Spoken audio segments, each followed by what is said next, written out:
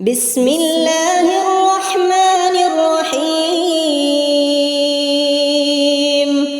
السلام عليكم ورحمة الله وبركاته. أعوذ بالله من الشيطان الرجيم. بسم الله الرحمن الرحيم. الحمد لله رب العالمين. اللهم صل وسلم وبارك على رسولك ونبيك محمد صلى الله عليه وسلم كما صليت وسلمت وباركت على سيدنا إبراهيم وعلى آل سيدنا إبراهيم في العالمين إنك حميد مجيد. പരിശുദ്ധ റമദാൻ മാസത്തിൽ നാം അള്ളാഹുവിൻ്റെ ദീനിനെ സഹായിക്കാൻ ഒത്തുചേർന്ന ഈ വിശുദ്ധമായ ചടങ്ങിൻ്റെ ആദരണീയനായ അധ്യക്ഷൻ CIC-യുടെ ജനറൽ സെക്രട്ടറി ഹബീബുല്ലാ ഫൈലി ഉസ്താദ് അവറുകളെ, CIC-യുടെ അഭിവന്ദരായ സെക്രട്ടറിമാർ ഡോക്ടർ അബ്ദുൽ ബർ വാഫി, ഡോക്ടർ മുഹമ്മദ് അലി വാഫി, സലാം വാഫി ഉസ്താദ്, ഷമീം വാഫി ഉസ്താദ്, നാം ഇവിടെ ചെലവഴിച്ചു കൊണ്ടിരിക്കുന്ന ഓരോ നിമിഷവും റമദാൻ മാസത്തിൽ ചെയ്യാവുന്ന ഏറ്റവും വിശേഷപ്പെട്ട ഒരു അമലാണ് എന്ന നിയ്യത്ത് ആദ്യമേ മനസ്സിലുണ്ടാവുക. ആണുങ്ങൾ മസ്ജിദിൽ ഇഅ്തികാഫ് ഇരിക്കാറുണ്ട്. വളരെ വിശേഷപ്പെട്ട ഒരു അമലാണത്. അങ്ങനെയാണെങ്കിൽ ഇഅ്തികാഫിൻ്റെ നിയ്യത്ത് വെച്ചുകൊണ്ടിരിക്കുന്ന ആൾക്ക് കിട്ടുന്ന പുണ്യം ഞാൻ അതിലേറെ വിലമതിക്കുന്ന ഒരു പുണ്യമായിട്ട് ഇന്നത്തെ ഇവിടുത്തെ സമയത്തെ ചെലവഴിക്കുന്നതിൽ കാണുകയാണ്. കാരണം ഒരിക്കൽ ഇബ്നു അബ്ബാസ് റളിയല്ലാഹു അൻഹു മസ്ജിദിൽ ഇഅ്തികാഫ് ഇരിക്കുകയായിരുന്നു. മസ്ജിദുൻ നബവിയിലാണോ മസ്ജിദുൽ ഹറാമിലാണോ എന്ന് എനിക്ക് ഓർമ്മയില്ല. ഏതായാലും ഇരുന്നാൽ ഒരുപാട് ഇരട്ടി പ്രതിഫലം കിട്ടുന്ന പള്ളിയിലാണ് ഇഅ്തികാഫ് ഇരിക്കുന്നത്. ആ സമയത്താണ് ഒരു സാധുവായ മനുഷ്യൻ അദ്ദേഹത്തെ കാണാൻ അങ്ങോട്ട് കയറി വരുന്നത്. പക്ഷേ ഇഅ്തികാഫ് ഇരിക്കുന്നത് കണ്ടപ്പോൾ അള്ളാഹുമായിട്ടുള്ള ഒരു ഇബാദത്തിലാണ് എന്ന് തിരിച്ചറിഞ്ഞപ്പോൾ അതിൽ ഭംഗം വരുത്തരുതല്ലോ എന്ന് കരുതി ആവശ്യക്കാരനായി വന്ന ഈ പാവം മനുഷ്യൻ ഒന്നും മിണ്ടാതെ തിരിച്ചുപോയി. ഇത് ശ്രദ്ധയിൽപ്പെട്ട ഇബ്നു അബ്ബാസ് റളിയല്ലാഹു അൻഹു വന്നിട്ടൊന്നും ഉരിയാടാതെ തിരിച്ചു പോവുകയാണോ എന്ന് ചോദിച്ചു. ആ സമയത്ത് ആഗതൻ പറഞ്ഞത്, ഞാൻ എൻ്റെ ജീവിതത്തിലെ ഒരു പ്രയാസം അങ്ങയുമായി പങ്കുവെക്കാൻ വേണ്ടി വന്നതാണ്. പക്ഷേ അങ്ങിവിടെ അള്ളാഹുവുമായിട്ടുള്ള ഒരു ബന്ധത്തിലാണ്, ഇഅ്തികാഫിലാണ്. അതിന് ഭംഗം വരുത്തിക്കൊണ്ട് എൻ്റെ ദുനിയാവിൻ്റെ കാര്യം അങ്ങയോട് പറയുന്നത് ശരിയല്ലല്ലോ, അതുകൊണ്ടാണ് ഞാൻ തിരിച്ചു പോകുന്നത് എന്ന്. എന്താണ് താങ്കളുടെ ആവശ്യമെന്ന് പറഞ്ഞപ്പോൾ, ഞാൻ ഒരാൾക്ക് കടം കൊടുക്കാനുണ്ട്, തിരിച്ചു വീട്ടേണ്ട സമയം ഇന്നാണ്, പക്ഷേ എൻ്റെ കയ്യിൽ കാശില്ല. അങ്ങൊന്ന് ശുപാർശ പറയുകയാണെങ്കിൽ ഇന്നെനിക്ക് അതിലൊരാശ്വാസം കിട്ടുമായിരിക്കും. അതുകൊണ്ട് ആ ശുപാർശക്ക് അങ്ങയെ സമീപിക്കാൻ വന്നതാണ്. പക്ഷെ അങ്ങ് ഇഅ്തികാഫിലല്ലേ, ഞാനത് പറയുന്നത് ശരിയല്ലല്ലോ, അതുകൊണ്ടാണ് തിരിച്ചു പോകുന്നത് എന്ന്. ഇത് കേട്ട ഉടനെ മഹാനായ ഇബ്നു അബ്ബാസ് റളിയല്ലാഹു അൻഹു ആ ഒരു അവസരത്തെ ചാടിപ്പിടിക്കുകയായിരുന്നു. ഇഅ്തികാഫ് ഉപേക്ഷിക്കുകയായിരുന്നു. ഞാൻ വരാം, അങ്ങയുടെ കൂടെ വരാം, ആരോടാണോ പറയേണ്ടത് ആ ആളോട് ശുപാർശ പറയാം. അപ്പോൾ വന്നയാൾ തടസ്സപ്പെടുത്തി, അത് വേണ്ട, ഇഅ്തികാഫിനിരിക്കുന്ന നിങ്ങളുടെ ഈ വലിയ അമലിനെ ഭംഗം വരുത്തി എൻ്റെ ദുനിയാവിൻ്റെ കാര്യം അതിൽ അങ്ങയെ കൊണ്ടുപോകുന്നത് ശരിയല്ല, അങ്ങ് വരണ്ട എന്ന് പറഞ്ഞപ്പോൾ മഹാനായ ഇബ്നു അബ്ബാസ് റളിയല്ലാഹു അൻഹു പറഞ്ഞത്, ഈ ഗേഹത്തിൻ്റെ നാഥൻ്റെ ദൂതൻ പറഞ്ഞത് അങ്ങ് കേട്ടിട്ടുണ്ടോ? അപ്പോൾ മസ്ജിദുൽ ഹറാമിലാണ് ഓർമ്മ വന്നു. ഈ കഅബാലയത്തിലേക്ക് ചൂണ്ടിയിട്ടാണ് പറയുന്നത്, ഈ ഗേഹത്തിൻ്റെ നാഥൻ്റെ ദൂതൻ പറഞ്ഞത് അങ്ങ് കേട്ടിട്ടുണ്ടോ? മം മശാ ഫി ഹാജത്തി അഖീഹി സഅതൻ മിൻ ലൈൽ ഔ നഹാർ ഖലാഹ ഔ ലം യഖ്ലിഹ കാന ദാലിക ഖൈറൻ ലഹു മിൻ ഇഅ്തികാഫി ശഹ്റൈൻ. ആരുടെയെങ്കിലും ഒരാവശ്യം നിർവഹിക്കാൻ ഏതെങ്കിലും ഒരാൾ രാത്രിയോ പകലോ ഇത്തിരി നേരം, സഅതൻ മിൻ ലൈലിൻ ഔ നഹാർ, രാത്രിയോ പകലോ ഇത്തിരി നേരം ചെലവഴിച്ചാൽ അതവന് എൻ്റെ മസ്ജിദിൽ 2 മാസം ഇഅ്തികാഫ് ഇരിക്കുന്നതിനേക്കാളും ഫലപ്രദമായ അമലാണ് എന്ന് റസൂലുള്ളാഹി സ്വല്ലല്ലാഹു അലൈഹി വസല്ലമ തങ്ങൾ പറഞ്ഞത് അങ്ങ് കേട്ടിട്ടില്ലേ എന്നായിരുന്നു മറുപടി. ഏറ്റവും മെച്ചമായ ഒരു അമലിന് അവസരം കിട്ടിയപ്പോൾ ഇഅ്തികാഫിനെ ഉപേക്ഷിച്ച് ചാടിപ്പിടിക്കുകയായിരുന്നു സന്ദർഭത്തെ. അവസരങ്ങൾ വന്നു വീഴുമ്പോൾ ചാടിപ്പിടിക്കുക എന്നത് വളരെ പ്രധാനപ്പെട്ട കാര്യമാണ്. ഇല്ലെങ്കിൽ അത് കൈമോശം വന്നു പോകും. എല്ലാവരുടെ മുമ്പിലും വിജയങ്ങൾക്കാവശ്യമായ വലിയ വലിയ അവസരങ്ങൾ വന്നു പോയിക്കൊണ്ടിരിക്കുന്നു. ചാടിപ്പിടിക്കാൻ ഒന്നുകിൽ ധൈര്യമില്ല, അല്ലെങ്കിൽ അലസത, അല്ലെങ്കിൽ അലംഭാവം, ഇത് കാരണത്താൽ അവർക്ക് സാധിക്കാതെ പോകുന്നു. ഇബ്നു അബ്ബാസ് റളിയല്ലാഹു അൻഹു ചാടി പിടിച്ചു. അള്ളാഹുവിൻ്റെ റസൂലിൻ്റെ മസ്ജിദിൽ 2 മാസം ഇഅ്തികാഫിരിക്കുക എന്ന് പറഞ്ഞാൽ 10,000 ഇരട്ടി പ്രതിഫലം കിട്ടുന്ന അമലാണെങ്കിൽ അതിനേക്കാളും മികച്ചു നിൽക്കുന്നതാണ് ഈ മനുഷ്യൻ്റെ കടം. അതിന്നാണ് അവധി, നിങ്ങളൊന്ന് നീട്ടിക്കൊടുക്കണം, അയാൾക്ക് സാധിക്കാഞ്ഞിട്ടാണ് കേട്ടോ എന്ന് പറയാൻ പോകുന്നത്. ഒരു വാക്കിൻ്റെ ചെലവേ ഉള്ളൂ, നിമിഷങ്ങളുടെ ചെലവേ ഉള്ളൂ. മാത്രമോ അവിടെ റസൂൽ സല്ലല്ലാഹു അലൈഹി വസല്ലം ഉപയോഗിച്ചൊരു വാക്ക് ഖദാഹ ഔ ലം യഖ്ദിഹ, ആ വാക്ക് മറക്കരുത്. നടക്കട്ടെ നടക്കാതിരിക്കട്ടെ, കോഴ്സിൻ്റെ കുട്ടികൾ വരട്ടെ വരാതിരിക്കട്ടെ, നിങ്ങൾക്ക് കൂലി ഉറപ്പ്, നിങ്ങൾക്ക് പ്രതിഫലം ഉറപ്പ്. കാരണം ഒരു മനുഷ്യൻ്റെ കടം വീട്ടുന്നത് ഒരു പ്രധാനപ്പെട്ട കാര്യമാണെങ്കിൽ അത് 2 മാസത്തെ മസ്ജിദിലെ, അള്ളാഹുവിൻ്റെ റസൂലിൻ്റെ മസ്ജിദിലെ സല്ലല്ലാഹു അലൈഹി വസല്ലം ഇഅ്തികാഫിനേക്കാളും ഫലപ്രദമായ ഒരു കാര്യമാണെങ്കിൽ അതിൻ്റെയും മീതെ നിൽക്കുന്ന, ഒരു മനുഷ്യൻ്റെ കടം വീട്ടുന്നതിനും മീതെ നിൽക്കുന്ന ഒരു കാര്യമാണ് ഒരാൾക്ക് നന്മയുടെ വഴിയിലേക്കുള്ള പ്രവേശനം സാധ്യമാക്കി കൊടുക്കുക എന്നത്. അതൊരിക്കലും ചെറിയ കാര്യമല്ല. നിങ്ങൾക്ക് ഈ ഭൂമുഖത്ത് നിങ്ങളുടെ ഒരു സഹോദരിക്ക് വേണ്ടി ചെയ്തു കൊടുക്കാവുന്ന 1ാമത്തെ മഹത്തായ പ്രവർത്തനം എന്തെന്ന് ചോദിച്ചാൽ അവർക്ക് സ്വർഗത്തിലേക്കുള്ള വഴി കാണിച്ചു കൊടുക്കലാണെങ്കിൽ, ആ സ്വർഗത്തിലേക്ക് വഴി കാണിച്ചു കൊടുക്കാൻ ഏറ്റവും ലളിതമായ മാർഗം എന്താണെന്ന് ചോദിച്ചാൽ വഫിയ എൻട്രൻസ് എഴുതിപ്പിക്കലാണ്. ഇതൊരു കൗശലത്തിലൂടെ പറയാമെന്ന് വിചാരിക്കരുത്, സത്യസന്ധമായ വിശേഷമാണ്, സത്യസന്ധമായ പ്രസ്താവനയാണ്. കാരണം ഇപ്പോൾ നിങ്ങളൊക്കെ അത് പഠിച്ചുകൊണ്ടിരിക്കുന്ന ആളുകളാണ്. നിങ്ങൾ 10ാം ക്ലാസ് വരെ പഠിക്കുന്ന സമയത്ത് ആരായിരുന്നുവെന്നും എന്തായിരുന്നുവെന്നും എങ്ങനെ ചിന്തിച്ചിരുന്നുവെന്നും എങ്ങനെ പ്രവർത്തിച്ചിരുന്നുവെന്നും എങ്ങനെ മാതാപിതാക്കളോട് പെരുമാറിയിരുന്നുവെന്നും എല്ലാം നിങ്ങൾക്കറിയാം. പക്ഷേ 1 വർഷമോ 2 വർഷമോ 3 വർഷമോ അതിനപ്പുറമോ നിങ്ങൾ പിന്നിടുമ്പോൾ നിങ്ങളിൽ വന്നിട്ടുള്ള മാനസികമായ മാറ്റങ്ങൾ, മാനസികമായ പരിഷ്കാരങ്ങൾ, ചിന്താ ലെവലിൽ സംഭവിച്ചിട്ടുള്ള അഭിവൃദ്ധികൾ, ധന്യതകൾ, സമൃദ്ധികൾ അത് എത്രമാത്രം വലുതാണ് എന്ന് നിങ്ങൾ ആലോചിച്ച് നോക്കൂ. തീർച്ചയായിട്ടും അങ്ങനെയാണ്. അവരെങ്ങാനും അങ്ങനെ വന്നാൽ, ഒരാളെങ്കിലും വന്നാൽ ആ ആളിൽ മാറ്റമുണ്ടായാൽ, ആ ആള് ദുഹാ നമസ്കരിച്ചാൽ, ആ ആള് തഹജ്ജുദ് നമസ്കരിച്ചാൽ, ആ ആള് ഉമ്മയെ സ്നേഹിക്കാൻ തുടങ്ങിയാൽ അത് ശരിയ കാര്യമില്ല. ഞാൻ ഇന്ന് യാത്ര പറഞ്ഞ് പോരുന്ന സമയത്ത് ഉമ്മ എന്നും കൈ പിടിക്കും, ഉമ്മാനോട് ദ്വാരക്കാൻ പറയും, ഉമ്മ എന്നോടും ദ്വാരക്കാൻ പറയും. ഇങ്ങനെയാണ് യാത്ര പറയുക. നിങ്ങൾ ദ്വാരക്കണം, എനിക്ക് ഇൽമിന് ദ്വാരക്കണം, ഓർമ്മശക്തിക്ക് ദ്വാരക്കണം, നല്ല അനുഭവം, അങ്ങനെ കുറേ കാര്യങ്ങൾ പറഞ്ഞു. അപ്പം പറഞ്ഞു അതൊക്കെ അങ്ങനെ ആവട്ടെ, മുതലാവില്ലേ നമുക്ക്. പിന്നെ ഞാൻ ഉമ്മാൻ്റെ നെറ്റിയിൽ ഒരു ഉമ്മ കൊടുത്തു. മുമ്പൊക്കെ അങ്ങനെ ചെയ്തിരുന്നു. അപ്പം ഞാൻ പറഞ്ഞ ഹദീസ് ഇപ്പം ഞാൻ പറഞ്ഞില്ല, കാരണം അന്ന് ഉമ്മാൻ്റെ കണ്ണ് നിറഞ്ഞതുകൊണ്ട്, കണ്ണ് നിറയിപ്പിക്കണ്ടല്ലോ എന്ന് കരുതിയിട്ട്. ആരെങ്കിലും മൻ ഖബ്ബല ബൈന ഐനൈ ഉമ്മിഹി കാന ലഹു സിത്റം മിനന്നാർ, മാതാവിൻ്റെ നെറ്റിത്തടത്തിൽ ആരെങ്കിലും ഉമ്മ വെച്ചാൽ അത് അവന് നരകത്തിൽ നിന്ന് മറയാണ് എന്ന്. ഒരു ചുംബനം കൊണ്ട് മറ കിട്ടുന്ന, ഭിത്തി കെട്ടുന്ന, ചൈനാമതിലിനെ തോൽപ്പിക്കുന്ന, നെടുങ്കോട്ടകൾ കെട്ടാൻ പറ്റുന്ന ശക്തിമത്തായ ചുംബനത്തെ പരിചയപ്പെടുത്തുന്ന പരിശുദ്ധ ദീനിൻ്റെ വെളിച്ചത്തിലേക്ക് ആളുകളെ കൊണ്ടുവരുന്ന പ്രവർത്തനം ചെറുതേയല്ല, ഒട്ടുമേ ചെറുതല്ല, വലിയ വിശേഷപ്പെട്ട അമലാണ്. അതുകൊണ്ട് ഏറ്റവും വലിയ ഷോർട്ട് കട്ട് അവരെ ഈ എൻട്രൻസിലേക്ക് കൊണ്ടുവരലാണ്. അങ്ങനെ എഴുതാൻ അവരെ പരിശീലിപ്പിക്കലാണ്, കോച്ചിങ് കൊടുക്കലാണ്. അത് വളരെ വിശേഷം. റമദാനിൽ നിങ്ങൾക്ക് ചെയ്യാവുന്ന മുന്തിയ അമലാണ്. മീസാനിൻ്റെ തുലാസിൽ തൂക്കം കൂട്ടുന്ന ഘനഗംഭീരമായ അമലാണ്.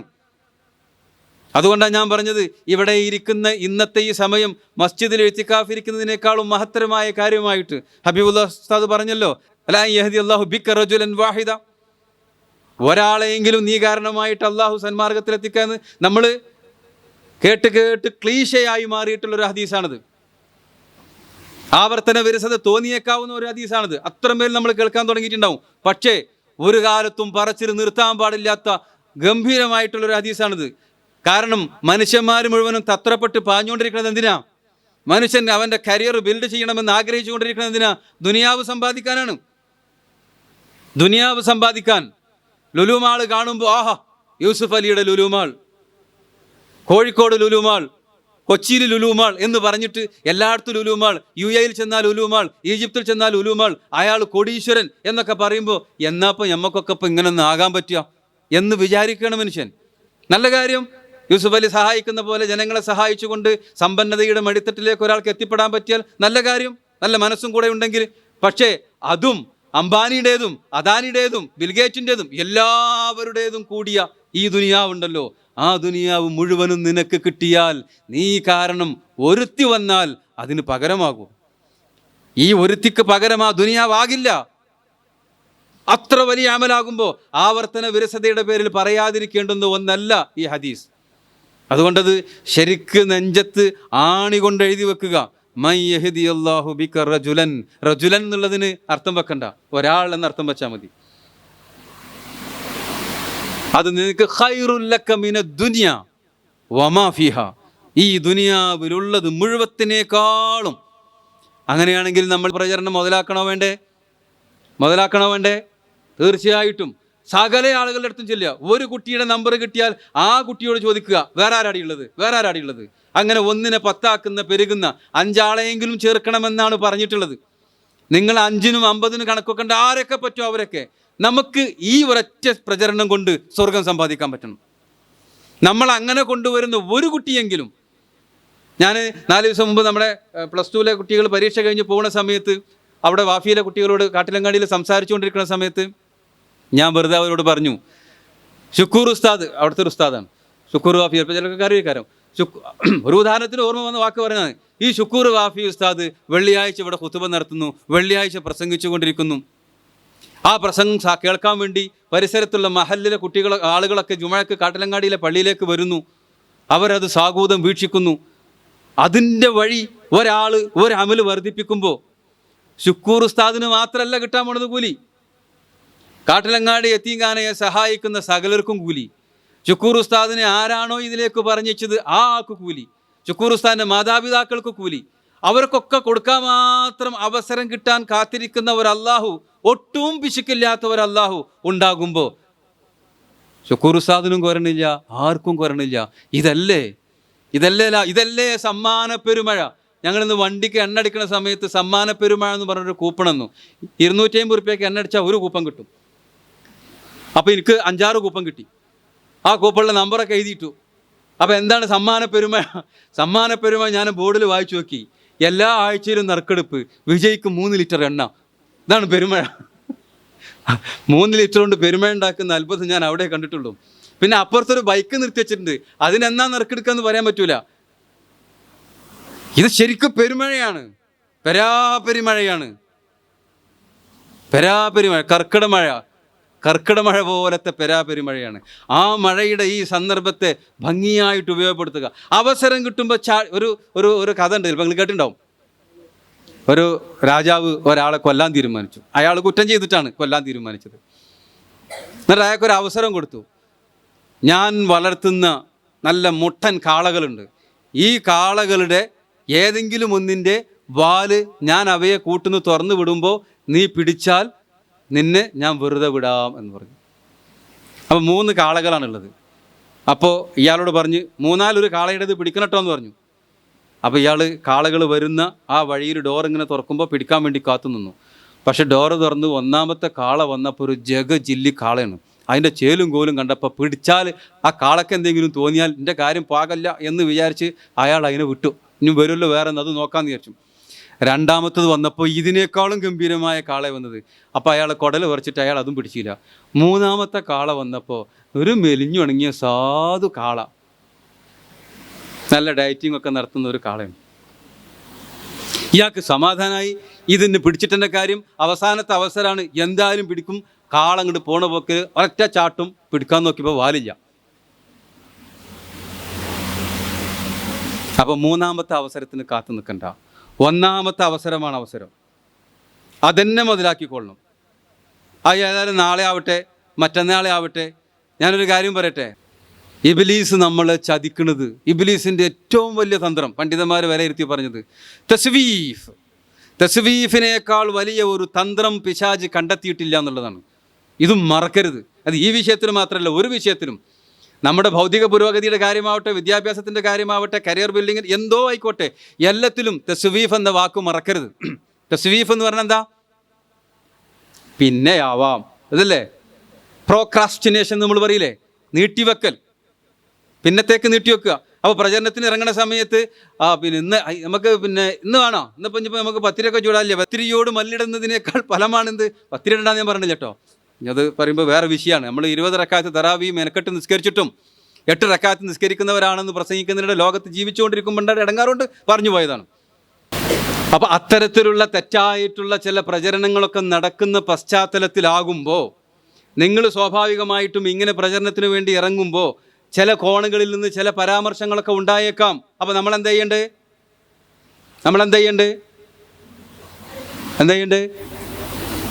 തർക്കിക്കണോ? വേണ്ട. വളരെ ശാന്തമായിട്ട് അങ്ങനല്ലോ, ഞങ്ങൾ ഇത്രയും കാലം പഠിച്ചല്ലോ, ഞങ്ങളോട് അങ്ങനെ ഇതുവരെ പറഞ്ഞിട്ടില്ല, ആരും പറഞ്ഞിട്ടില്ല. ഞങ്ങൾ 20 നിസ്കരിച്ച് ജമാഅത്തായിട്ട് നിസ്കരിച്ച് വീട്ടിലും അങ്ങനെ നിസ്കരിക്കുന്ന ഒരു കൂട്ടരാണ്. അതെന്തോ തെറ്റിദ്ധാരണ ഉണ്ടായതാണ്. അങ്ങനെ നിങ്ങൾ വിചാരിക്കല്ലേ. ഞങ്ങളൊക്കെ അഹ്ലുസുന്നത്ത് വൽ ജമാഅത്തിൻ്റെ ആളുകളാണ്. ഇന്നേ വരെ ഞങ്ങളോട് സമസ്ത വിരോധം ആരും പറഞ്ഞു തന്നിട്ടില്ല. പറഞ്ഞു തന്നിരുന്നോ? സമസ്തക്ക് വേണ്ടി ഇപ്പം നിങ്ങൾ പാടിയില്ലടോ, സമസ്തയാം സരണിയിൽ ശക്തിയാകണം. നമ്മൾ ഇന്ന് അതിന് ശേഷം ഇത് വിട്ടിയോ? ഈ പാട്ടുണ്ടാക്കിയതാരാ? ഹക്കീം ഉസ്താദാണ്. സമസ്ത വിരോധം മനസ്സിലുണ്ടായിരുന്നെങ്കിൽ അങ്ങനെ ഒരു വരി എഴുതുമോ? അങ്ങനെ ഒരു വരി മനസ്സിൽ വരുമോ? ആരെങ്കിലും എഴുതിണ്ടാക്കിയ വരിയാണെങ്കിൽ അത് എങ്ങനെ എഡിറ്റ് ചെയ്യാൻ പറ്റുന്നില്ല നോക്കുക. ഇപ്പോഴും തിരുത്തിയിട്ടില്ലല്ലോ. അപ്പം നമ്മളാണ്. നമ്മൾ സമസ്ത എന്ന് പറയുമ്പോൾ കാണുന്നത് അഹ്ലു സുന്നത്തി വൽ ജമാഅത്താണ്. അതിൻ്റെ രീതിയിലാണ് അള്ളാഹുവിൻ്റെ റസൂലിൻ്റെ പരിശുദ്ധമായ ദീനിനെ പ്രചരിപ്പിക്കുക എന്നതാണ്. അതിലൊരു മാറ്റമില്ല. നിങ്ങളെ സംബന്ധിച്ചിടത്തോളം, നമ്മൾ ഓരോരുത്തരെയും സംബന്ധിച്ചിടത്തോളം, നിങ്ങളെ സംബന്ധിച്ചിടത്തോളം ഒരു ആളെ ഇങ്ങോട്ട് കൊണ്ടുവരിക എന്ന് പറഞ്ഞാൽ, ഞാൻ പറഞ്ഞിട്ടേ, ബാങ്കിൽ ഫിക്സഡ് ഡെപ്പോസിറ്റ് ഇടുന്ന മാതിരിയാണ്. അത് ചെയ്യാൻ പാടില്ല കേട്ടോ. ഉദാഹരണത്തിന് പറയുമ്പോൾ, അതായത് 1,00,000 രൂപ ഇട്ടാൽ ഉദാഹരണത്തിന് നിങ്ങൾക്ക് മരിക്കോളം ജീവിക്കാൻ ആവശ്യമായ ഒരു 30,000 റുപ്യ, 40,000 റുപ്യ, 50,000 റുപ്യ എല്ലാ മാസം നിങ്ങൾ പെരയിലേക്ക് എത്തുമെന്ന് ആരെങ്കിലും ഓഫർ പറയുകയാണെങ്കിൽ എങ്ങനെയെങ്കിലും 1,00,000 ഉണ്ടാക്കിയിട്ട് പലിശ ഹലാലാണെങ്കിൽ നമുക്ക് ഇട്ടൂടെ? പലിശ ഹലാലല്ല കേട്ടോ, ഇടും ചെയ്യരുത് കേട്ടോ, ഇട്ടൂടെ? കാരണം എന്താണ്? ഇപ്പോൾ സർക്കാർ ജീവനക്കാരുടെ ഏറ്റവും വലിയ ആശ്വാസം എന്താണ്? അവർക്ക് പെൻഷൻ കിട്ടും എന്നുള്ളതാണ്. മാസാമാസം ശമ്പളം കിട്ടും, റിട്ടയർമെൻറ്റിന് ശേഷം പെൻഷനും കിട്ടും. സർക്കാർ മാറണമെന്ന് മാത്രം. കാരണം ഈ സർക്കാർ ആകുമ്പോൾ ചിലപ്പോൾ അത് കിട്ടാതിരിക്കാനുള്ള സാധ്യതയൊക്കെ ഉണ്ട്. അപ്പോൾ അതുകൊണ്ട് അത് ഇലക്ഷൻ്റെ കമ്മിറ്റി ശ്രദ്ധിച്ചാളുണ്ട്. ചിലപ്പോൾ പെൻഷൻ കിട്ടാത്ത പരാതികളൊക്കെ നടന്നുകൊണ്ടിരിക്കുകയാണല്ലോ. പലർക്കും പെൻഷൻ കിട്ടിയില്ല എന്നൊക്കെ പറഞ്ഞേക്കുന്നുണ്ട്. അപ്പോൾ UDF സർക്കാർ വന്ന പെൻഷനൊക്കെ കൃത്യമായിട്ട് കൊടുക്കാറുണ്ട്, പെൻഷൻ വർദ്ധിപ്പിക്കാറുണ്ട്. ഞാൻ ഇലക്ഷൻ പ്രചരണം നടത്തിയതല്ല, ഫാക്റ്റുകൾ ഇങ്ങനെ പറഞ്ഞതാണ്. അപ്പോൾ അങ്ങനെ നമ്മൾ ചെയ്യുമെങ്കിൽ തീർച്ചയായിട്ടും നിങ്ങൾ മനസ്സിലാക്കേണ്ട ഒരു കാര്യം, ഒരു കുട്ടി നിങ്ങൾക്കൊരു ഫിക്സഡ് ഡെപ്പോസിറ്റാണ്. അവൾ വരുന്നു, ദീന് പഠിക്കുന്നു, 5 വക്ത് കൃത്യമായി നിസ്കരിക്കാൻ തുടങ്ങുന്നു. ഓരോ റക്അത്തിനും കൂലി ഇങ്ങക്കും.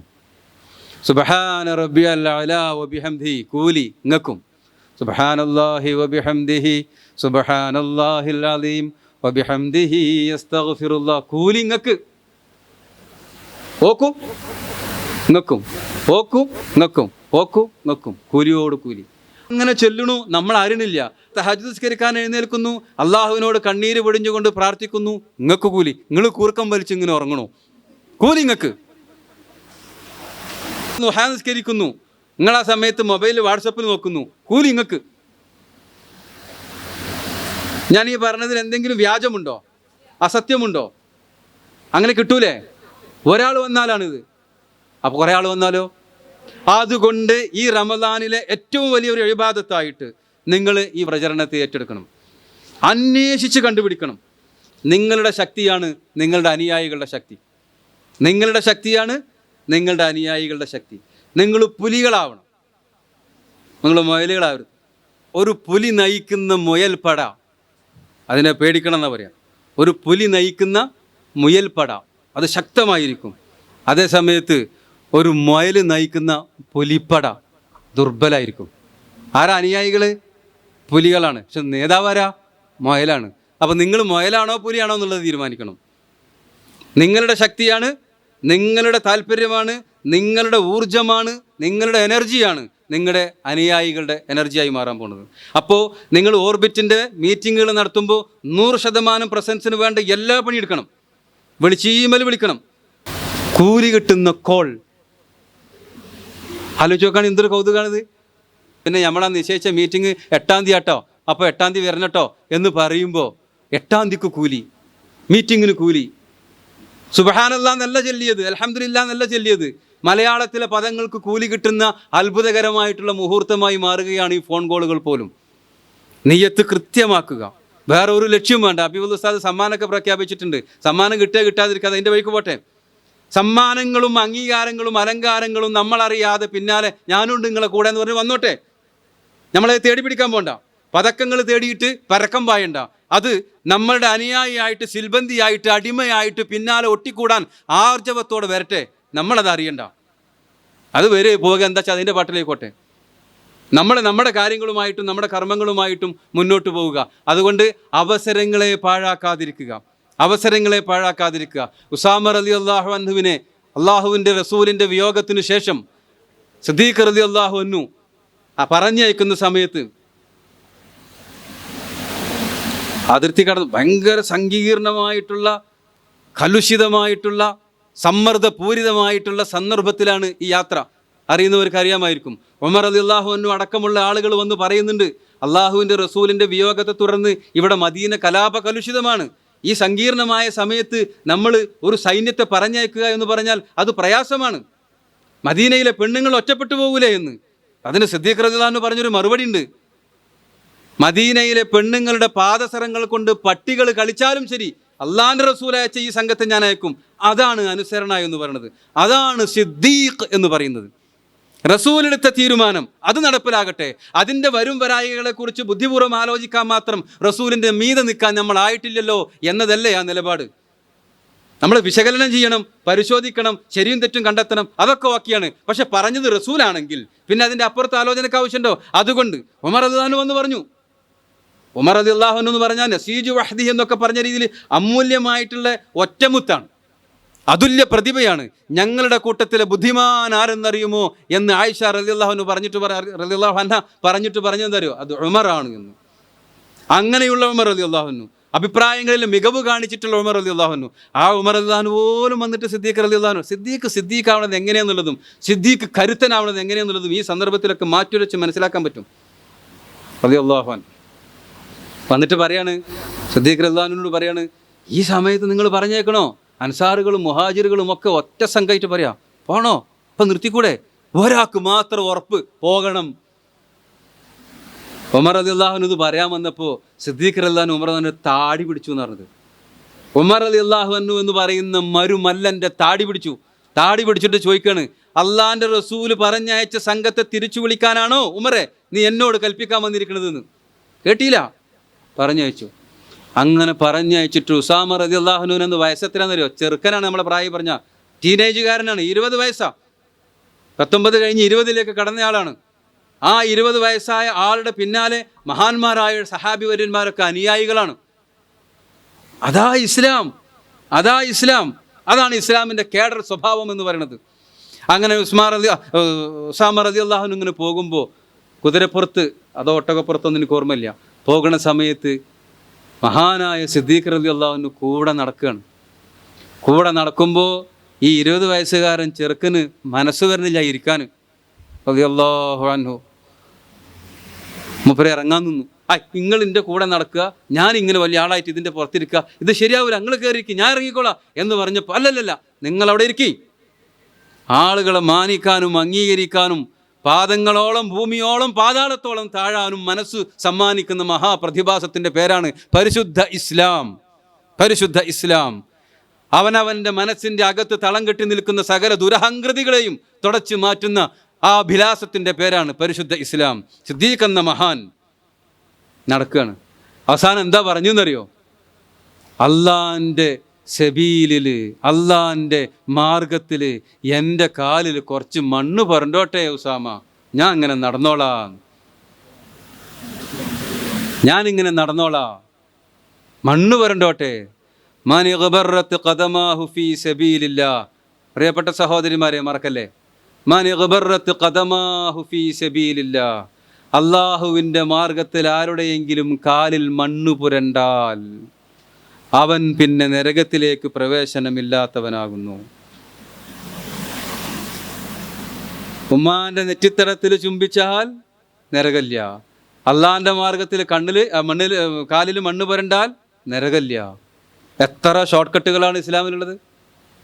ആ മണ്ണ് പുരളാൻ വേണ്ടിയിട്ടാണ് ഇങ്ങനെ നടക്കുന്നത്. വേറെ യുദ്ധത്തിന് ഉബുല്ലയിലേക്ക് പോകുന്ന സമയത്തൊരു സഹാബി വരന് ചെരുപ്പിടാതെ ഇങ്ങനെ നടക്കുന്നുണ്ട്. വാഹനമുണ്ട്, എന്നിട്ട് ചെരുപ്പിടാതെ ഇങ്ങനെ നടക്കുക. അത് അക്ഷരം പ്രതി അനുസരിക്കാൻ വേണ്ടിയിട്ട്. ഇതൊരു ആലങ്കാരിക പ്രയോഗമായിരിക്കാം, പക്ഷെ അക്ഷരം പ്രതി അനുസരിക്കാൻ വേണ്ടിയിട്ട് ചെരുപ്പിടാതെ വാഹനപ്പുറത്ത് കയറാതെ യുദ്ധത്തിന് പോകുമ്പോൾ ആളുകൾ പറഞ്ഞു, എന്താ ഇതിങ്ങനെ? അപ്പോൾ ഈ ഹദീസാ പറഞ്ഞത്, എൻ്റെ കാലിൽ മണ്ണ് പുരളട്ടെ, എൻ്റെ പാദങ്ങളിൽ ഈ മണ്ണ് പുരളട്ടെ അള്ളാഹുവിൻ്റെ മാർഗത്തിലായിട്ട്. നിങ്ങൾ വീടുകളിൽ നിന്ന് വീടുകളിലേക്ക് നിങ്ങളുടെ ഗ്രാമാന്തരങ്ങളിലൂടെ നടക്കുന്ന സമയത്ത് ആ മൺതരികൾ ഓരോന്നും നിങ്ങൾക്ക് സാക്ഷി നിൽക്കും. ഇതാ ഈ പെൺകൊടി നടക്കുന്നത് അള്ളാഹുവിലേക്ക് ആളെ കൂട്ടാനാണ്, ഈ പെൺകൊടി നടക്കുന്നത് അള്ളാഹുവിലേക്ക് ആളെ കൂട്ടാനാണ്. മണ്ണ് പുരളട്ടെ. ആ നടത്തത്തിൻ്റെ ഓരോ ചുവടുകളും റെക്കോർഡഡ് ആകുന്നതാണ്. അത്രമേൽ മഹത്തരമായ വലിയ ഒരവസരമാണ്. നിങ്ങൾ കോഴ്സ് പഠിക്കുന്നു, എൽമുണ്ടാക്കുന്നു, വലിയ ഫലപ്രദമായിട്ടുള്ള ഒരു അമലാണ്. നമ്മളെ സംബന്ധിച്ചിടത്തോളം നമ്മൾ കരിയർ എന്ന വാക്കിലാണ് പലപ്പോഴും വഞ്ചിതരായി പോകാറുള്ളത്. വിദേശ university, stipend, white collar job, സർക്കാർ ജോലി, ഇവിടൊക്കെയാണ് നമ്മൾ കിടന്ന് ഇങ്ങനെ ആവണത്. ഞാൻ പറഞ്ഞല്ലോ, അതൊക്കെ അതിൻ്റെ വഴിക്ക് വരികയാണെങ്കിൽ വന്നോട്ടെ, അതിലൊന്നുമല്ല കാര്യം, അതൊന്നല്ല കാര്യം. ദുനിയാവ് നശിച്ചു പോകുന്ന ഏതാനും കാലഘട്ടത്തിലെ ഈ ദുനിയാവ്, കുറച്ച് കാലത്തെ ദുനിയാവ്, അത് കഴിഞ്ഞാൽ നിതാന്തമായി നിലനിൽക്കാൻ പോകുന്ന പാരത്രിക ലോകം, മടുപ്പില്ലാതെ അനുഭവിക്കാൻ ആസ്വാദന ശേഷി നൽകപ്പെടുന്ന മഹത്തായ അവസരങ്ങൾ സമ്മാനിക്കുന്ന സ്വർഗം, അതിലപ്പുറം എന്ത് കരിയറാണ് നമുക്ക്? ഞാൻ ആൺകുട്ടികളോട് പറഞ്ഞൊരു സംഭവം പറയട്ടെ. എൻ്റെ സ്ഥാപനത്തിൽ ഒരു അക്കൗണ്ടൻറ്റ് വന്നു ജോലിക്ക് വേണ്ടിയിട്ട്. അയാളോട് ചോദിച്ചു, നിങ്ങൾ നിലവിൽ ചെയ്യണത്? അപ്പോൾ അയാളൊരു സർക്കാർ പണികൾ ഏറ്റെടുക്കുന്ന കോൺട്രാക്ടറുടെ അക്കൗണ്ടൻ്റായിട്ട് ജോലി ചെയ്യാണ്. എത്ര ശമ്പളം കിട്ടുക? 30-35 കിട്ടുമെന്ന് പറഞ്ഞു. അപ്പോൾ ഞാൻ പറഞ്ഞു, ഇവിടെ ഇങ്ങനെയൊക്കെയുള്ള സ്ഥാപനങ്ങളിൽ 20-ൻ്റെയും 15-ൻ്റെയും ഇടയിലൊക്കെയാണ് ശമ്പളം കിട്ടുള്ളൂ. അപ്പോൾ നിങ്ങൾ അത് കിട്ടുന്നത് ഒഴിവാക്കി ഇതിനെന്തിനാണ് വന്നിരിക്കണതെന്ന്. അപ്പോൾ അയാൾ പറഞ്ഞ മറുപടി എന്താണെന്നറിയോ? ഞാൻ കണക്കെഴുതാണെങ്കിലും സർക്കാരിനെ പറ്റിക്കാൻ വേണ്ടി കള്ളക്കണക്കാണ് എഴുതി കൊടുക്കുന്നത്, എനിക്കത് ഹലാലാവില്ലല്ലോ, സർക്കാരിനെയും പറ്റിക്കാൻ പറ്റും. അങ്ങനെയുണ്ട്, സർക്കാരിനെ പറ്റിക്കാമെന്ന് കുറേ ആൾക്കാർ പറഞ്ഞു നടക്കുന്നുണ്ട്. കറണ്ട് മീറ്റർ തിരിച്ചു വെച്ചിട്ട് ലാഭിക്കുക പാടില്ലാത്ത കാര്യമാണ്. സർക്കാരിൻ്റെ ആണെങ്കിൽ KSRTC ബസ്സിലാണെങ്കിൽ പൈസ കൊടുക്കാതെ പോകാം. ഫത്വക്കല്ല കേട്ടാ, അങ്ങനെ ചെയ്യരുതെന്നാണ് പറഞ്ഞത്.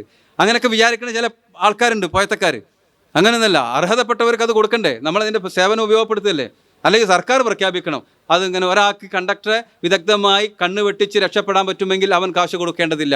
അങ്ങനെ സർക്കാർ പ്രഖ്യാപിച്ചവൻ നമുക്ക് ആലോചിച്ച് നോക്കാം. ചുരുക്കി പറഞ്ഞാൽ, അതുകൊണ്ട് ആ വെട്ടിപ്പ് നടത്തുന്ന പരിപാടി ആയതുകൊണ്ട് ഹറാമിൻ്റെ കണക്ക് എഴുതിയിട്ട് കിട്ടുന്ന ശമ്പളം കൊണ്ട് ജീവിച്ചാൽ എനിക്കത് ശരിയാവില്ലല്ലോ. എന്നിട്ട് മൂപ്പര് തല താഴ്ത്തിയിരുന്നിട്ട് പറഞ്ഞു, എനിക്കൊരബദ്ധം പറ്റി. ഞാൻ എൻ്റെ കരിയർ പ്ലാൻ ചെയ്തപ്പോൾ അതിലേക്ക് ആഖിറ കൂട്ടിവെക്കാൻ മറന്നുപോയി.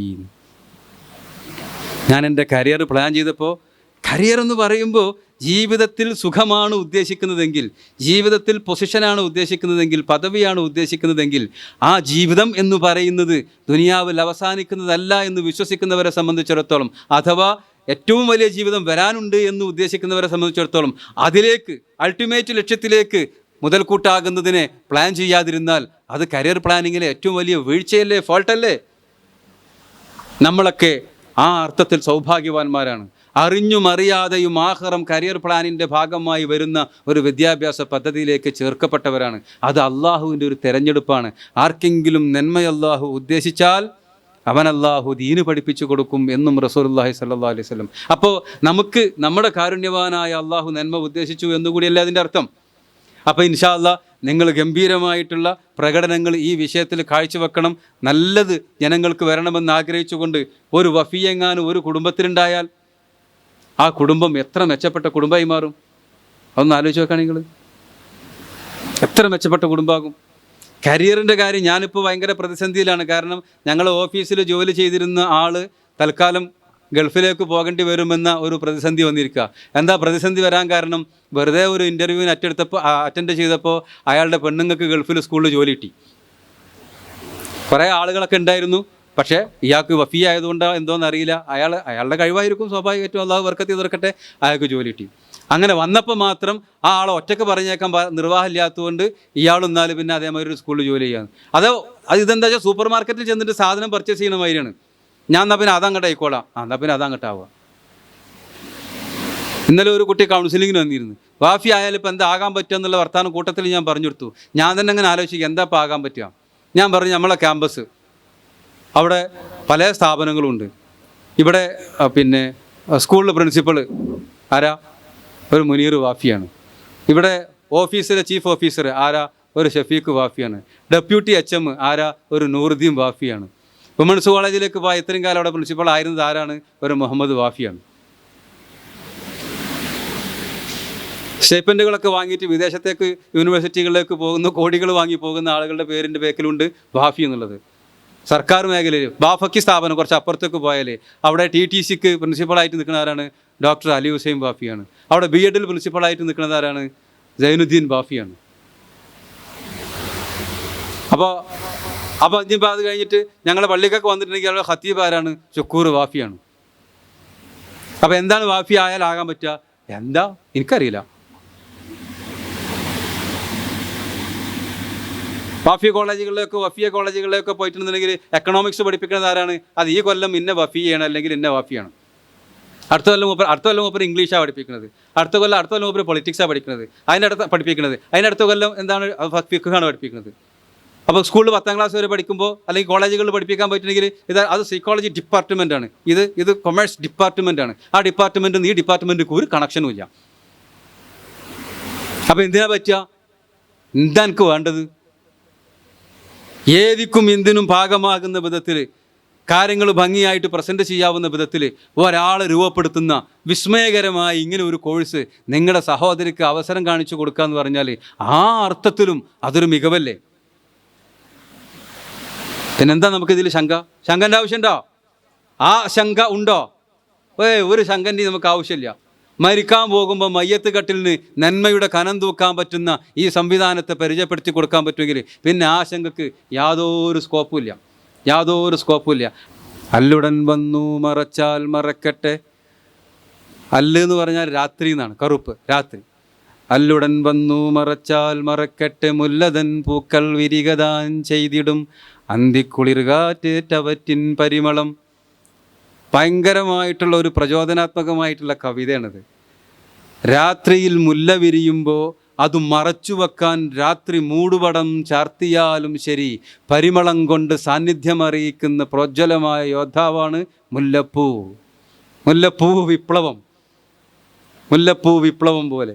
അല്ലുടൻ വന്നു മറച്ചാൽ മറക്കട്ടെ, രാത്രി വന്നു മൂടുപടം അണിയട്ടെ, മുല്ലതൻ പൂക്കൾ വിരികതാൻ ചെയ്തിരും. അതിനെ പ്രതിരോധിച്ചുകൊണ്ട് അത് വിരിയും. പലപ്പോഴും പൂക്കൾ വിരിയുന്നത് സൂര്യപ്രകാശത്തിൻ്റെ തീക്ഷ്ണമായ കിരണങ്ങൾ ഏൽക്കുമ്പോഴാണ്. അതിൻ്റെ ഒന്നും ആവശ്യമില്ലാതെ മുല്ലപ്പൂ വിരിഞ്ഞിരിക്കും. ഏതൊക്കെ ഇരുട്ടുകൾ വന്ന് പ്രതിസന്ധികൾ തീർത്താലും മുല്ലപ്പൂ വിരിഞ്ഞിരിക്കും. എന്നിട്ട് അതിൻ്റെ സാന്നിധ്യം കണ്ടു കാണാൻ മനുഷ്യന്മാർക്കൊന്നും രാത്രിയിൽ കാഴ്ചയില്ലെങ്കിൽ അവൻ്റെ നാസാരന്ധ്രങ്ങളിലേക്ക് സന്ദേശങ്ങൾ അയക്കും ഇളങ്കാറ്റിൻ്റെ കൂടെ സഞ്ചരിച്ചുകൊണ്ട്. അന്തിക്കുളിർകാറ്റേറ്റവറ്റിൻ പരിമളം. ആ മുല്ലപ്പൂവിൻ്റെ ഉജ്ജ്വലമായിട്ടുള്ള പോരാട്ടത്തിന് നിങ്ങൾ ഈ സന്ദർഭത്തെ വിനിയോഗിക്കുക. പാദങ്ങളിൽ മണ്ണ് പുരളട്ടെ. അവരുടെ നാവിൻ്റെ ചലനങ്ങളിൽ ഉതിർന്നു വീഴുന്ന പുണ്യ സൂക്തങ്ങൾക്ക് ഓരോന്നിനും പ്രതിഫലം നിങ്ങൾക്കും സമ്മാനമാകട്ടെ. അങ്ങനെ നമ്മുടെ ആഖിറം പുഷ്കലമാകട്ടെ. ആ ആഖിറയോടി കരിയറിലേക്ക് ചേർത്തി വെച്ച നല്ല ഒരു സുന്ദരമായ കാലത്തെ അള്ളാഹു നമുക്ക് ഉണ്ടാക്കി തരട്ടെ. നല്ല നീയത്തുകൾ അള്ളാഹു നമുക്ക് സമ്മാനിക്കട്ടെ. ഒറ്റ കാര്യം കൂടി, ഈ പ്രചരണത്തിൻ്റെ ഭാഗമായിട്ട് ഇവർ എഴുതി തന്നെ ഞാൻ പറയാണ്, പ്രചരണത്തിൻ്റെ ഭാഗമായിട്ട് കോൾ ക്യാമ്പയിന് നിങ്ങൾ നല്ല പ്രാധാന്യം കൊടുക്കണം. ഗൃഹസമ്പർക്കം, കോൾ ക്യാമ്പയിൻ, ഇത് രണ്ടുമാണ്. കോൾ ക്യാമ്പയിൻ ആകുമ്പോഴൊരു ഗുണം എന്താണെന്ന് വെച്ചാൽ അത് കുറേ കൂടി പ്രാക്ടിക്കലാണ്. ഒരാൾ നിങ്ങൾ കാണാൻ ചെന്ന് അപ്പോൾ അവൾ ഇളമാടക്ക് വിരുന്ന് വയ്ക്കണമെന്ന് പറഞ്ഞ് അപ്പോൾ നിങ്ങൾ കുറേ കഴിയുമ്പോൾ ചടച്ചാലോ, അല്ലെങ്കിൽ ആർക്കെങ്കിലും ചടച്ചാലോ. പക്ഷേ കോൾ ക്യാമ്പയിനിലൂടെ മാക്സിമം നോക്കുക. അതിനപ്പുറത്ത് ഒന്നും കൂടി പോയി പറഞ്ഞ് നന്നാവുന്നുള്ളിടത്തൊക്കെ പോവുകയും ചെയ്യുക. സംഘം ചേർന്നിട്ട് പോവുക. നല്ല കുട്ടിയാണ് ഈ വന്നിരിക്കുന്നത് എന്ന് തോന്നാവുന്ന രൂപത്തിലും ഭാവത്തിലും പോവുക. അങ്ങനെ നല്ല എക്സിക്യൂട്ടീവായിട്ട് തന്നെ പോവുക. അവരെ ചെല്ലുമ്പോൾ കാണുമ്പോൾ കോൾ ക്യാമ്പയിൻ നടത്തുമ്പോൾ, നിങ്ങൾ കോൾ ക്യാമ്പയിൻ ചെയ്യുമ്പോൾ ഞാൻ നേരത്തെ പറഞ്ഞു, നിങ്ങൾ ഓർബിറ്റ് ലീഡേഴ്സ് എന്ന നിലക്ക് 100% ആളുകൾ പങ്കെടുക്കുന്ന ആളുകളായി യോഗമായിരിക്കണം നടക്കേണ്ടത്. ഇൻ കേസ് 1-2 ആളുകൾ എങ്ങനെയൊക്കെ നോക്കിയാൽ അവർ പറയുന്നത് ന്യായമാണ്, ഇന്ന് പങ്കെടുക്കാൻ പറ്റില്ല എന്നാണെങ്കിൽ എല്ലാവർക്കും കൂടി വേണ്ടിയിട്ട് അവർക്ക് വേണ്ടി തൊട്ടൊരു സമയത്തേക്ക് മാറ്റാൻ പറ്റുമെങ്കിൽ അങ്ങനെ മാറ്റുക. അതിന് ആദ്യം ഒരു ഗ്രൂപ്പ് ഉണ്ടാക്കിയാൽ മതി. ആ ഗ്രൂപ്പിൽ ഡിസ്കഷൻ ചെയ്താൽ മതി. എല്ലാവർക്കും പറ്റുന്ന സമയം ആയതിനെ നിശ്ചയിച്ചാൽ മതി. അങ്ങനെ നിങ്ങൾ നിശ്ചയിച്ച് എല്ലാവരും പങ്കുകൊണ്ട് അന്ന് തന്നെ, അതായത് ഒരു രാവിലെ 9 മണിക്കോ 9:30 മണിക്കോ നിങ്ങൾ മീറ്റിംഗ് കൂടെ ആയിരിക്കും നല്ലത്. അന്ന് തന്നെ കോൾ ക്യാമ്പയിൻ സ്റ്റാർട്ട് ചെയ്യാം. ഓരോരുത്തരും അവരവരുടെ പരിചയത്തിലുള്ള കുട്ടികളുടെ നമ്പറിലേക്ക് വിളിക്കുക. ആ നമ്പറിൽ നിന്ന് ബാക്കി നമ്പറുകൾ ശേഖരിക്കുക. നിങ്ങളുടെ നാട്ടിൽ നിങ്ങളുടെ ആങ്ങളമാരോ മറ്റോ നിങ്ങളെ സഹായിക്കാൻ പറ്റുന്ന ആളുകൾ ആരാണെന്ന് വെച്ചാൽ അവർ മുഖാന്തിരം ബന്ധപ്പെട്ടുകൊണ്ട് സ്കൂളുകളിൽ നിന്ന് നമ്പർ ശേഖരിക്കുക. ആ നമ്പർ ശേഖരിച്ചാൽ ആരെങ്കിലും ഉണ്ടാവും പരിചയമുള്ള അധ്യാപകരും മറ്റൊക്കെ. അവർ മുഖാന്തരം നമ്പർ ശേഖരിച്ചാൽ, പെൺകുട്ടികളുടെ നമ്പർ ശേഖരിച്ചാൽ നിങ്ങൾക്ക് വളരെ എളുപ്പമാണ്. അങ്ങനെ എല്ലാവർക്കും വിളിക്കുക. പലരും എന്ത് വാഫിയായ നമ്മളെ നയിനില്ല പോയിടുന്നു എന്നൊക്കെ പറയുന്നവർ വരെ ഉണ്ടാകും. അങ്ങനെ ഒരു ചീത്ത നിങ്ങൾക്ക് കേട്ടു എന്ന് വെക്കുക. അപ്പം നിങ്ങൾക്ക് സങ്കടം തോന്നിയെന്ന് വെക്കുക. അല്ലാ, എൻ്റെ മാർഗത്തിൽ ഞാൻ ചീത്ത കേട്ടു, ഇജത് കേട്ടിക്കണില്ലേ, മറക്കരുത് കേട്ടോ. ചീത്തയാണെങ്കിലും ലാഭം, അനുകൂലമാണെങ്കിലും ലാഭം, നഷ്ടമേ ഇല്ലാത്ത കച്ചവടം, തിജാറത്തല്ലൻ തബൂർ. അങ്ങനെ ഉണ്ടല്ലോ. അവനവനെ വ്യക്തിപരമായിട്ട് വിമർശിക്കുമ്പോൾ അത് ക്ഷമിക്കാൻ പറ്റുമോ എന്നത് ഇസ്ലാമിൻ്റെ ഒരു പരീക്ഷണമാണ്. സിദ്ദീഖ് റളിയല്ലാഹു അൻഹുവിനെ ആരോ ഇങ്ങനെ വിമർശിച്ചുകൊണ്ടിരുന്നപ്പോൾ അപ്പുറത്തിരുന്നിട്ട് ധീരനായ റസൂൽ സല്ലല്ലാഹു അലൈഹി വസല്ലമ കൈകാര്യം ചെയ്യാൻ പറ്റാഞ്ഞിട്ടൊന്നുമില്ല. റസൂൽ സല്ലല്ലാഹു അലൈഹി വസല്ലം അത് കണ്ടുകൊണ്ട് ഇങ്ങനെ ചിരിക്കുക. എന്തെല്ലാം കൗതുകങ്ങളാണ് ഇസ്ലാമിൽ നടന്നു പോയിട്ടുള്ളത്. അപ്പോൾ സിദ്ദീഖ് റളിയല്ലാഹു അൻഹുവിനെ ഒരു ഇടങ്ങാറ് തോന്നിയിരിക്കുന്നു തോന്നുന്നുണ്ട്. ഞാൻ എന്നെ ചീത്ത പറയുമ്പോൾ അത് കണ്ടിട്ട് റസൂൽ ചിരിക്കുക. നിങ്ങൾക്കൊരു സങ്കടമില്ല എന്നെ ചീത്ത പറഞ്ഞ് കേട്ടിട്ട് എന്നായിരിക്കുമല്ലോ ചിന്തിച്ചിട്ടുണ്ടാവും സ്വാഭാവികമായിട്ടും. അപ്പോൾ സിദ്ദീഖ് റളിയല്ലാഹു അൻഹുവിന് എന്തോ ടെമ്പർ തെറ്റിയോന്ന് അറിയില്ല, മൂപ്പര് തിരിച്ചങ്ങോട്ട് ചീത്ത വരാൻ തുടങ്ങി. അതോടുകൂടി റസൂലുള്ള ചിരി അങ്ങോട്ട് നിർത്തി. അപ്പോൾ അത് തികഞ്ഞ പക്ഷപാതിത്വമല്ലേ? ശത്രുവിൻ്റെ കൂടെ അവൻ ചീത്ത പറയുന്നത് കേട്ട് ചിരിക്കുകയും പ്രതികാര നടപടി എന്ന നിലക്ക് തിരിച്ച് ചീത്ത പറഞ്ഞപ്പോൾ ചിരി നിർത്തുകയും ചെയ്ത് നമ്മളെ സപ്പോർട്ട് ചെയ്യാതിരിക്കാന്നല്ലേ തോന്നുക. അപ്പോഴാണ് പിന്നെ പൊരുളുകളുടെ ചുരുളഴിയണത്. എന്തേ അപ്പോൾ ഇതിങ്ങനെയെന്ന്. അപ്പോൾ റസൂൽ സല്ലല്ലാഹു അലൈഹി വസല്ലം പറഞ്ഞു, നിങ്ങളെ അവർ ചീത്ത പറഞ്ഞ് നിങ്ങൾ ക്ഷമയോടെ അതിങ്ങനെ സഹിച്ചു നിൽക്കുമ്പോൾ നിങ്ങൾക്ക് വേണ്ടി ആകാശലോകത്തെ മാലാഖമാർ പ്രാർത്ഥിച്ചുകൊണ്ടിരിക്കുകയാണ്. എന്തൊരു ലാഭമാണ് നിങ്ങൾക്ക് കിട്ടിയിരുന്നത്. നിങ്ങൾ തിരിച്ചു വരാൻ തുടങ്ങിയപ്പോൾ ഓരൊക്കെ അതങ്ങോട്ട് നിർത്തി. അപ്പോൾ എനിക്ക് സങ്കടമായി. അപ്പം എൻ്റെ ചിരിയും മാഞ്ഞു വന്നു. പോരെ? അപ്പം ഇനിയിപ്പോൾ ആരെങ്കിലും നമ്മളെ വിമർശിച്ച് നമുക്ക് പ്രശ്നമാണോ? പ്രശ്നമാണെങ്കിൽ ഇതും കൂടി കേട്ടോളി. ലാ തസാലു ത്വായിഫത്തും മിൻ ഉമ്മത്തി ളാഹിരീന അലൽ ഹഖ് ഒക്കെ പറഞ്ഞു വെച്ച് തന്നിട്ടുണ്ട്. എല്ലാ മോട്ടിവേഷനും തന്നിട്ട് തന്നെയാണ് പുണ്യനബി പോയിട്ടുള്ളത്. ഖിയാമത്ത് നാൾ വരെ എൻ്റെ ഈ ദീനിനെ പ്രോജ്വലിച്ച് നിലനിർത്താൻ വേണ്ടി ഒരു സംഘം ആളുകൾ പ്രവർത്തിച്ചുകൊണ്ടിരിക്കും. ലാ തസാലു ത്വായിഫത്തും മിൻ ഉമ്മത്തി ളാഹിരീന അലൽ ഹഖ്, നന്മക്ക് വേണ്ടി ശരികൾക്ക് വേണ്ടി പോരടിക്കുന്ന ഒരു കൂട്ടർ ഖിയാമം വരെ ഉണ്ടാകും. അവരുടെ പ്രത്യേകത എന്താണെന്നറിയോ? ലാ യളുറുഹും മൻ ഖദലഹും, അവരെ ആര് നിന്ദിച്ചാലും അത് അവരെ യേശുക പോലുമില്ല. അവർക്കൊരു പ്രശ്നമാവില്ല. അതൊന്നും ലാ യളുറുഹും, അവർക്കൊരു പ്രശ്നമാവില്ല. അതൊക്കെ ഉണ്ടാവും, അതൊക്കെ തന്നെ, അതൊക്കെ ഉണ്ട് വരട്ടെ, അങ്ങനെ ഉണ്ടാവുള്ളൂ. ഇലാ യൗമിൽ ഖിയാമ, അള്ളാഹു അങ്ങനെ ഒരു സംഘമായി നമ്മെ തിരഞ്ഞെടുക്കട്ടെ. റസൂലുള്ളാഹി സ്വല്ലല്ലാഹു അലൈഹി വസല്ലമ തങ്ങൾ വഫാത്താകുന്നതിൻ്റെ ഏതാനും ദിവസങ്ങൾക്ക് മുമ്പ് ഖബറാളികളെ കണ്ട് തിരിച്ചു വരുമ്പോൾ, അതൊക്കെ വലിയ സംഗതിയല്ലേ. മരിക്കുന്നതിന് മുമ്പ് ഖബറാളികളോട് ഞാൻ അങ്ങോട്ട് വരാൻ പോവുകയാണ് എന്ന് പറയാൻ പോയതോ എന്തോ. അവരെ കണ്ട് തിരിച്ചു വരുന്ന സമയത്ത് കൂടെ അനുയായികളുണ്ടായിരുന്നു. അപ്പോൾ ഇങ്ങനെ ആത്മകഥം ചെയ്തു പറയായിരുന്നു, യാ ലൈതനീ ലഖീതു ഇഖ്വാനീ, യാ ലൈതനീ ലഖീതു ഇഖ്വാനീ, എൻ്റെ കൂട്ടുകാരെ കാണാൻ പറ്റിയെങ്കിൽ. സഹാബത്തിന് സങ്കടമായി. അള്ളാഹുവിൻ്റെ റസൂലെ, അങ്ങയുടെ കൂടെ ഞങ്ങളൊക്കെ ഉണ്ടല്ലോ, പിന്നെ എന്തിനാ അങ്ങക്ക് ഇങ്ങനെ? ഞങ്ങൾ തന്നെയല്ലേ, അലസ്നാ ഇഖ്വാനക് അലസ്നാ സ്വഹാബക്, ഞങ്ങളല്ലേ അങ്ങയുടെ കൂട്ടുകാർ, എന്നിട്ട് കൂട്ടുകാരെ കാണാൻ എന്ന് നിങ്ങൾ പറയുമ്പോൾ നിങ്ങൾ മാറ്റിയോ എന്ന സങ്കടമായിരുന്നു അവർക്ക്. അപ്പോൾ റസൂലുള്ളാഹി സ്വല്ലല്ലാഹു അലൈഹി വസല്ലം നമ്മളെ ഓർത്തുകൊണ്ട് അള്ളാഹുവിൻ്റെ റസൂൽ പറയണം സല്ലല്ലാഹു അലൈഹി വസല്ലം, നിങ്ങൾ എൻ്റെ കൂട്ടുകാരൻ തന്നെയാണ്, അസ്ഹാബ് തന്നെയാണ്, പക്ഷേ എന്നെ കണ്ടിട്ടില്ലാത്ത കുറച്ച് ആളുകൾ വരാനുണ്ട്. ഇന്ന് നിങ്ങൾ എന്നെ സഹായിച്ച പോലെ അവർ അന്ന് എന്നെ സഹായിക്കും. ഇന്ന് എൻ്റെ ദീനിനു വേണ്ടി നിങ്ങൾ പ്രവർത്തിച്ച പോലെ അന്ന് അവർ എൻ്റെ ദീനിനു വേണ്ടി പ്രവർത്തിക്കും. അവരെന്നെ കണ്ടിട്ട് പോലുമില്ല. അവരെ കാണാനാണ് എനിക്ക് ഈ കൊതി, അവരെ കാണണമെന്നാണ് ഞാൻ ഈ ആഗ്രഹിക്കുന്നത്.